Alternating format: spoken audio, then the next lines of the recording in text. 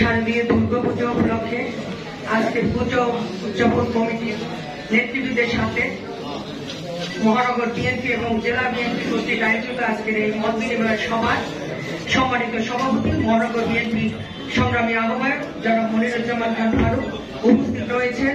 আজকের এই সভায় প্রধান অতিথি আবুল কুদ্দুসুর রহমান উপস্থিত রয়েছেন।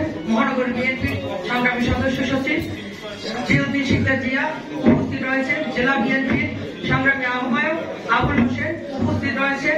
জেলা বিএনপির সদস্য সচিব আবুল কালাম সাহেব সহ পুজো উদযাপন কমিটির নেতৃবৃন্দ ভানুদা পুরুদা সহ অন্যান্য নেতৃবৃন্দ এবং আমাদের বিভিন্ন পর্যায়ের নেতৃবৃন্দ সকলকে জানাচ্ছি শুভেচ্ছা ও বিপ্লবী অভিনন্দন এবং পুজো উদযাপন কমিটিকে জানাচ্ছি শারদীয় শুভেচ্ছা।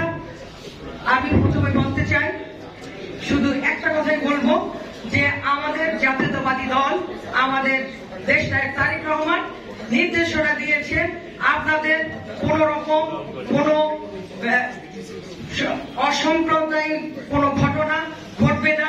আমরা সারাক্ষণ আপনাদের এই পূজা মণ্ডপগুলো আমরা নিরাপত্তা দেব ইনশাল্লাহ। কোন ধরনের বিশৃঙ্খলা ঘটবে না এবং আমাদের মহানগর বিএনপির পক্ষ থেকে আমাদের ৩০ ওয়ার্ডের যে নেতৃবৃন্দ রয়েছে তাদেরকে দিয়ে পূজা উদযাপন কমিটির বিভিন্ন পর্যায়ে আমরা স্বেচ্ছাসেবক দলের কমিটি গঠন করেছি এবং তাদের মাধ্যমে আপনাদের প্রতিটা পূজা মণ্ডপে পাহারা দেওয়া বসাবো এবং ২৪ ঘন্টা আপনাদের নিরাপত্তা দেবে।